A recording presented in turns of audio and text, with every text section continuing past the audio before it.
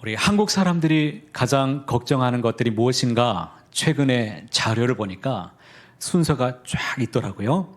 가장 먼저 걱정하는 것이 무엇인가 보았더니 노년의 삶에 대해서, 그러니까 노후에 대해서 많은 사람들이 걱정하고 있었습니다. 기대 수명은 점점 늘어나고 있는데 내가 노후에 아직 대책이 충분하지 않은데 내가 이제 어떻게 살아가야 되나, 이것 때문에 걱정하는 사람들이 있었고, 두 번째는 건강의 문제 때문에 많은 사람들이 걱정하고 있었습니다. 또 세 번째 걱정이 무엇인가 봤더니 불안한 일자리 때문에, 앞으로 AI 시대 지금 계속 이렇게 진행되고 있는데 일자리들이 어떻게 될 것인가, 이런 생존에 관련된 문제들 때문에 사람들이 많이들 걱정하고 살고 있었습니다. 사랑하는 성도 여러분, 여러분은 혹시 지금 걱정하고 있는 문제가 혹시 있으십니까? 요즘 걱정하는 문제 중에서 가장 큰 걱정이 있다면 그것이 무엇입니까? 우리는 생각하고 싶지 않지만 내 마음속에서 불현듯 걱정거리들이 수없이 우리 앞에 밀려올 때가 있습니다. 그렇다면 하루에 여러분은 몇 번씩 걱정하십니까? 어느 기관에서 수를 한번 세어보았답니다. 심리학 연구에 따르면 사람들이 하루 평균 몇 번이나 걱정하는가 봤더니 평균 60번 정도 걱정하며 살더랍니다. 놀랍죠? 그런데 더 놀라운 것은요, 우리가 걱정하는 그 문제 중에서 85%는 실제로 일어나지 않는 문제들을 사람들이 걱정하고 있었다고 하는 것입니다. 현실에 관련 없거나 미래의 일을 끄집어다가 지금 미리 걱정하고 염려하며 근심하는 일들이 많았다는 것입니다. 자, 그럼에도 불구하고 왜 우리는 이렇게 근심을 안고서 많은 사람들이 살고 있는 것일까요? 신앙생활을 하고 있는 우리는 어떻습니까? 마음에 걱정거리가 마음에 푹 다가오면 마음이 어떻습니까? 답답하고 너무 힘들고 우울함이 밀려오고 이 마음을 다스리기가 너무 어렵습니다. 왜 이런 것일까요? 우리가 살고 있는 세상은 천국이 아니라 이 세상은 광야와 같은 세상이기 때문입니다. 광야와 같은 세상 속에서 우리가 살고 있기 때문에 예측 불가능한 일들이 계속 일어나고 우리 앞에 어려운 일들 때문에 걱정거리들이 계속해서 우리에게 낙심케 하는 일들 때문에 염려하고 근심하는 세상일 수밖에 없습니다. 그런데 근심과 걱정에 대한 하나님의 말씀은 분명합니다. 근심하지 말라는 것입니다. 몇 가지 말씀 함께 읽어보실까요? 요한복음 14장 1절에 보면 이렇게 말씀합니다. 함께 읽어보겠습니다. 너희는 마음에 근심하지 말라. 하나님을 믿으니 또 나를 믿으라 말씀하셨습니다. 뿐만 아니라 요한복음 14장 27절에도 이렇게 말씀합니다. 평안을 너희에게 끼치노니 곧 나의 평안을 너희에게 주노라. 내가 너희에게 주는 것은 세상에 주는 것과 같지 아니하니라. 너희는 어떻게 마음에 근심하지도 말고 두려워하지도 말라. 베드로전서 5장 7절에 같이 읽겠습니다. 너희 염려를 다 주께 맡기라. 이는 그가 너희를 돌보심이라. 할렐루야. 우리 하나님께서는 왜 이렇게 근심하지 말라고 계속 말씀하고 있는 것일까요? 걱정, 근심은 우리에게 아무런 유익이 없기 때문입니다. 아무 쓸모가 없는 일이기 때문에 계속해서 우리에게 근심하지 말라고 말씀하십니다. 마태복음 6장 말씀해 보시면 너희 염려를 너희가 염려함으로 키를 한 자나 더할 수 있겠느냐라고 묻습니다. 걱정하고 근심함으로 문제가 풀릴 수 있다면 근심하고 걱정해야 되겠지요. 그런데 아무리 근심하고 걱정한다고 해도 그것이 풀릴 수 있는 문제가 아니라는 것을 우리는 삶의 경험을 통해서 너무나 잘 알고 있습니다. 오히려 성경은 마음의 근심은 심령을 상하게 한다라고 말씀하셨습니다. 근심함으로 문제가 풀리는 것이 아니라 오히려 그 근심 때문에 마음이 상하게 되고 속상하고 낙심하게 되고 우울한 일들이 계속 일어나고 우울증에 걸릴 수 있는 이런 환경이 우리 앞에 있다는 것입니다. 무엇보다 근심하지 말아야 될 이유가 무엇입니까? 그것은 불신앙이기 때문입니다. 믿는 만큼 근심이 사라지고 믿지 못하는 만큼 근심이 커질 수밖에 없습니다. 그래서 하나님께서는 우리에게 근심하지 말라, 근심하지 말아라 이렇게 말씀해 주셨습니다. 그런데 문제가 있습니다. 걱정 근심 없이 사는 것은 현실적으로 가능한 것일까요? 생각해 보십시오. 걱정 근심 없이 사는 것이 가능한가? 내가 근심을 버릴 수 있는 것이 가능한 일인가? 참 쉬운 일은 아닙니다. 왜냐하면 제가 말씀드린 대로 우리는 어떤 세상에 살고 있습니까? 천국에서 살고 있는 것이 아니라 지금 걱정 근심이 가장 많은 이러한 광야와 같은 세상 속에서 우리는 매일매일을 살아가고 있습니다. 그렇다 보니 근심 걱정을 매일 달고서 살아가는 것과 같습니다. 오늘 예배에 참여하신 우리 교우 여러분들께 한번 여쭤보겠습니다. 여러분은 걱정이 없으신 분들이 혹시 계십니까? 하나님께서 너희들 염려하지 말아라, 근심하지 말아라 이렇게 말씀하신다고 해서 걱정이 없는 이런 세상을 우리가 살아갈 수 있을까요? 그런데 하나님도 우리를 너무나 잘 알고 계십니다. 그래서 하나님께서 근심하지 말아라 말씀하시면 근심하지 않을 수 있는 세상이 아님을 아시고 근심하지 않을 수 있는 방법을 우리에게 구체적으로 가르쳐 주셨습니다.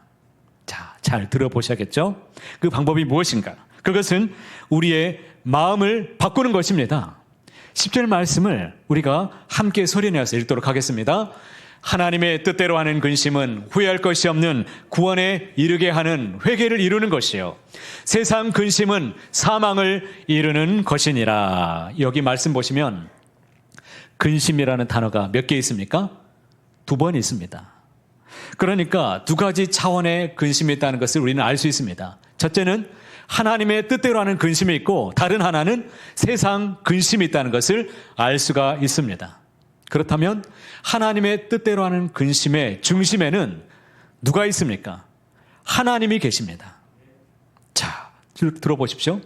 하나님과의 관계에 문제가 있음에 대해서 내가 근심하는 것이고 하나님의 말씀을 내가 받았지만 그 말씀대로 내가 살아가지 못하는 것에 대한 근심을 갖게 되고 하나님 앞에 서게 되는 날에 내 모습이 어떠한가에 대해서 두려워 떨며 근심하는 문제, 이런 것들이 무엇인가 하면 하나님의 뜻대로 하는 근심이라는 것입니다. 그런데 세상 근심이 있습니다. 세상 근심의 중심에는 누가 있을까요? 그 중심에는 내가 있습니다. 내 건강, 내 가정, 내 자녀의 문제, 내 삶의 문제, 내 직장에 대한 문제에 대해서 근심하는 것이 이것이 세상 걱정입니다. 앞으로 내가 어떻게 살아가야 될 것인가? 내 계획대로 뜻대로 되지 않는데 어떻게 해야 되는 것인가? 내가 잃어버린 것에 대해서 근심하고 세상 염려에 대해서 계속해서 묵상하는 것들, 이런 것들이 바로 세상 근심입니다. 그러니까 하나님께서 하지 말라고 말씀하신 근심이 무엇입니까? 이것은 세상 근심이고 세상 근심을 하지 않는 방법이 무엇입니까? 그것은 하나님의 뜻대로 근심을 가지라는 말씀입니다. 오늘 하나님의 말씀을 한 문장으로 딱 요약해 본다면 근심하지 않기 위해서 근심을 해야 된다는 것입니다. 세상 근심에는 이 세상 근심을 벗어나는 방법은 근심하지 말아야지 결심해서 되는 것이 아니라 오히려 적극적으로 하나님의 뜻대로 근심해야 마음의 근심을 이길 수 있다라고 우리 하나님께서 성경을 통해서 분명히 말씀해 주고 계십니다. 오늘 말씀인 고린도 후서의 말씀은 바울이 고린도 교회에 보낸 편지입니다. 고린도 교회는 지리적으로 항구 도시에 속해 있었습니다. 당시 여러 지역에서 오가는 사람들이 그 지역을 꼭 방문했었고 또 항구 도시에서 미신의 이 영향력이 팽배했었고 항구 도시에 있다 보니까 향락에 관한 문화가 많이 팽배해 있었습니다. 그렇다 보니 신앙생활 하기가 참 쉽지 않은 그런 곳이었습니다. 잘 아시는 것처럼 고린도 교회는 여러 분파가 있어서 그 분파가 나뉘어서 다투고 있었고 여러 은사를 받은 사람들이 참 많이 있었는데 누구의 은사가 가장 높은지에 대해서 서로 싸우고 다투는 이런 문제가 많은 교회였습니다. 사도 바울은 고린도 교회의 소식을 듣고서 너무나 안타까웠습니다. 그래서 그들의 문제를 풀기 위해서 여러 번 편지를 반복해서 고면해서 썼습니다. 그 편지들이 우리가 잘 알고 있는 고린도전서, 그리고 우리가 읽고 있는 고린도 후서, 아직 성경에 기록되지 않는, 발견되지 못한 편지들도 있었습니다. 8절 말씀에 보니까 이렇게 말씀합니다. 그러므로 내가 편지로 너희를 근심하게 한 것을 후회하였으나. 무슨 말씀이십니까? 고린도 교회에 편지를 보내놓고 사도 바울의 마음속에 내가 괜히 편지를 보낸 것이 아닌가 하는 이런 후회하는 마음이 있었다는 것입니다. 편지를 보내놓고 후회한 것은 편지에 담겨있는 내용 때문에 근심하게 되었습니다. 여러 문제가 발생한 상황에서 편지를 쓰다 보니 내용이 어떤 내용이 담겨 있겠습니까? 분명히 책망하는 내용일 수밖에 없습니다.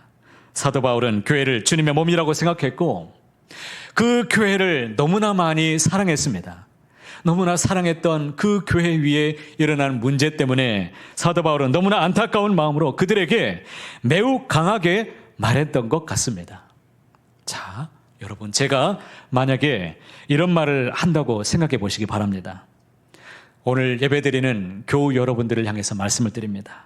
여러분의 신앙생활을 잘 한번 들여다보시기 바랍니다. 여러분은 어떻게 신앙생활을 하고 계십니까? 믿음 생활 잘하고 계십니까? 세상에서 예수님을 믿는다고 하면서 정말 성경 말씀을 그대로 잘 읽고 있습니까? 제대로 기도하면서 보내고 계십니까? 예배 생활 한 대로 세상에서도 믿음 생활 잘하고 계십니까? 어떻습니까? 우리 직분을 맡으신 분들은 어떻습니까? 장로, 집사, 권사를 받으셨는데 내가 이 직분에 맞게 합당하게 믿음의 삶을 잘 보내고 계십니까? 하나님 앞에서 여러분의 삶을 들여다보시길 바랍니다. 내가 정말 믿음 생활 잘하고 있는지를 보시길 바랍니다. 놀라셨죠? 저는 이렇게 말씀드릴 수 없지만 사도 바울은 이렇게 이보다 더 강하게 성도들에게 책망했다는 것입니다. 자녀를 혼낸 부모가 너무 심하게 말했나 싶어서 마음이 아픈 것처럼 내가 괜히 편지를 보낸 것 아닌가, 사도 바울의 마음속에는 이런 후회함이 있었습니다. 그런데 고린도에 온 이 디도를 통해서 소식을 듣게 되었습니다. 교인들이 바울의 편지를 받고서 상처받고 그들이 마음이 괴로운 것이 아니라 우리가 잘못했구나, 내가 말씀대로 살지 못했구나, 그래서 회개하고 그래서 새롭게 변화되는 일들이 일어나게 되었다는 것입니다. 그래서 8절 이하의 말씀을 보게 되면 내가 편지로 너희를 근심하게 한 것을 처음에는 후회했지만 그러나 내가 후회하지 않는다라고 말씀합니다. 왜냐하면 그 편지가 너희로 하여금 근심하게 하였고 그 근심이 하나님의 뜻대로 하는 근심이었고 너희가 회개를 이루었기 때문이라고 그렇게 말씀하고 있는 것입니다. 그러면서 이어지는 말씀의 10절인데 다시 함께 10절 말씀을 생각하면서 읽어보도록 하겠습니다. 하나님의 뜻대로 하는 근심은 후회할 것이 없는 구원에 이르게 하는 회개를 이루는 것이요 세상 근심은 사망을 이루는 것이니라. 근심에는 하나님의 뜻대로 하는 근심이 있고 두 번째는 세상 근심이 있는데 세상 근심에서 벗어나게 하는 방법이 무엇입니까? 그것은 하나님의 뜻대로 근심하는 것임을 우리에게 강조하고 있다는 것입니다. 사도 바울이 고린도 교회에 편지를 쓴 이유가 무엇입니까? 고린도 교회에 문제가 많았기 때문입니다. 문제가 해결되면 좋겠다는 바람을 가지고 사도 바울이 편지를 보냈습니다. 바울의 바람대로 문제가 해결되었습니다. 문제가 어떻게 해결되었습니까? 고린도 교회의 교인들이 바울의 편지를 받고서 근심의 차원이 달라졌다는 것입니다. 서로의 모습을 보면서 비난하고 정죄하던 사람들이 하나님 앞에서 자신들의 모습을 보기 시작했습니다. 내 모습이 얼마나 오만했는지, 내가 하나님 앞에서 얼마나 교만한 사람이었는지, 내 의로 내가 얼마나 충만했는지 이것을 보기 시작했습니다. 하나님 앞에 서게 되는 자신들의 모습을 생각해 보게 되니 너무나 부끄러웠고 이렇게 살면 안 되겠구나 이런 마음을 가지고 회개하는 마음이 들었고 삶을 고쳐가면서 삶의 모습들이 새롭게 변화되게 되었다는 것입니다. 전에는 무엇을 먹을까, 무엇을 입을까 근심하던 사람들로 인해서 교회는 문제가 많았었는데 이제는 먼저 그의 나라와 의를 구하는 일에 근심하게 되었다는 것입니다. 이렇게 근심의 차원이 달라지게 될 때 교회의 문제도 어떻게 되었습니까? 자연스럽게 해결되더라는 것입니다. 지금도 마찬가지입니다. 오늘날에도 많은 문제가 있는 교회들이 있습니다. 만약에 그런 교회들이 그들이 속해 있는 지역사회 위에서 세상 속에 있는 지역의 근처에 있는 많은 사람들을 향해서 예수님을 믿지 못하고 있는 사람들을 향해서 마음의 근심을 가지고 어떻게 하면 주님의 복음을 그들에게 전할 수 있을까? 어떻게 하면 하나님의 교회로서의 모습으로 영향력 있게 세상 사람들에게 섬기며 나아갈 수 있을까? 이것에 대해서 집중하는 교회가 되었다면 문제가 발생할 수 있었을까요? 문제가 있어도 다 사라졌을 것입니다. 개인적인 문제도 마찬가지입니다. 제가 아는 어떤 성도님은 신앙생활이 완전히 달라진 분이 계십니다. 평소에 신앙생활을 하지 않은 것은 아니고 별로 열심히 없었던 분입니다. 그런데 이분이 오히려 세상에서 즐기던 것들이 참 많았었는데, 그런데 어느 순간부터 보니까 말씀을 붙잡기 시작했고, 교회 올 때도 그냥 오지 않고 성경을 가지고 오고, 기도하면서 깊이 기도하면서 하나님 앞에 정말 봉사도 하는 분이 되었습니다. 자, 그 계기가 무엇이었을까요? 하나님 앞에 서게 되는 자신의 모습을 어느 날 생각해 보니까 너무나 부끄럽다는 것입니다. 내가 예수님을 믿고 있는 성도인데 이렇게 살면 안 되겠다. 그래, 하나님께 회개하는 마음으로 기도하면서 마음을 결정하고 새롭게 변화되기 시작했습니다. 오늘 말씀에 근심 많은 세상을 살아가면서 근심하지 않을 수 있는 방법이 무엇입니까? 근심하지 말아야지, 그렇게 다짐하고 의식적으로 노력하면 되는 것이 아니라 근심의 차원을 바꾸는 것입니다. 근심의 차원을 바꾸면 의식적으로 노력하지 않아도 저절로 세상 근심이 떠나게 되는 놀라운 은혜가 임하게 된다는 것입니다. 뉴스를 보면 평소에 심각했던 뉴스들도 더 큰 뉴스를 보게 되면 다른 소식들이 다 사라집니다. 최근 뉴스는 어떤 소식들이 많습니까? 지금 폭염 때문에 지금 날씨에 관한 뉴스들이 계속 연일 많이 있죠. 그리고 미국의 관세 전쟁에 대한 소식들이 많습니다. 정치에 관한 이슈들이 계속해서 연일 보도됩니다. 워낙 큰 뉴스들이기 때문에 평소에 나올 법한 뉴스들이 나오지 않습니다. 마찬가지로 가정도 그렇습니다. 가정에서 보면 아이들이 공부 열심히 하지 않고 성적이 좋지 못하면 부모님들이 마음에 근심이 생깁니다. 우리 자녀들이 어떻게 하면 공부를 열심히 할 수 있을까? 잘할 수 있을까에 대해서 마음에 큰 근심을 갖게 됩니다. 그러나 이 아이가 병이 들어서 아프게 되면 어떻습니까? 아이가 공부 좀 못하는 것은 전혀 문제가 되지 않습니다. 공부 좀 못해도 괜찮아. 건강하게만 살아다오. 이것이 우리 부모의 마음일 것입니다. 우리가 이 세상의 근심으로부터 벗어나는 방법은 근심의 차원을 바꾸는 것입니다. 하나님의 뜻대로 근심하게 되면 세상 근심은 사라지는 놀라운 비밀이 있습니다. 사도 바울이 세상적으로 자랑할 만한 것들을 다 배설물로 여기고 버릴 수 있었던 것은 예수님을 믿는 것이 이 세상에서 가장 고상하고 가장 최고의 가치롭다는 것을 그가 발견했기 때문입니다. 세상과 단절해야지 발버둥 쳐서 된 것이 아니라 예수님 믿는 것이 귀하다는 것을 그가 발견하고서 주님 안에서 살게 되다 보니까 저절로 다른 것들을 미련 없이 버릴 수 있게 되었다는 것입니다. 목사님, 사도 바울이니까 그럴 수 있는 것 아닙니까? 아니요, 그렇지 않습니다. 바울도 우리와 똑같이 평범한 사람이었습니다. 생각해 보시기 바랍니다. 바울도 우리와 똑같이 이런 성정의 사람인데 바울은 세상에 근심할 일이 없었겠습니까? 그도 역시 무엇을 먹을까, 무엇을 입을까, 어디에서 자야 될까 걱정해야 했습니다. 육체적인 질병도 있었고 경제적인 어려움도 있었습니다. 자녀도 없었습니다. 노후 생활에도 근심해야 했습니다. 그런데 바울은 세상 근심에 붙잡혀서 흔들리는 사람이 아니었습니다. 사도 바울이 예수님 믿는 사람으로 올인해서 살아갈 수 있었던 것은 근심의 차원이 달랐기 때문입니다. 자, 로마서 9장 2절 말씀을 함께 읽어보겠습니다. 나에게 큰 근심이 있는 것과 마음에 그치지 않는 고통이 있는 것을 내 양심이 성령 안에서 나와 더불어 증언하노니. 사도 바울의 마음속에 큰 근심이 있었다라고 고백합니다. 그런데 그 근심이 작은 근심이 아니고 어떤 근심입니까? 마음에 그치지 않는 고통이 있었다라고 고백합니다. 그런데 이 근심이 무엇이었는가 하면 세상 근심이 아니라 어떻게 하면 자기 백성들, 자기 동족들, 예수님을 믿지 않고 있는 사람들에 대해서 그가 근심하고 있었다라는 것입니다. 바울은 하나님의 뜻대로 근심하는 사람이었습니다. 이런 근심이 바울의 마음에 있을 때 세상 근심에 사로잡히지 않을 수 있었다는 것입니다.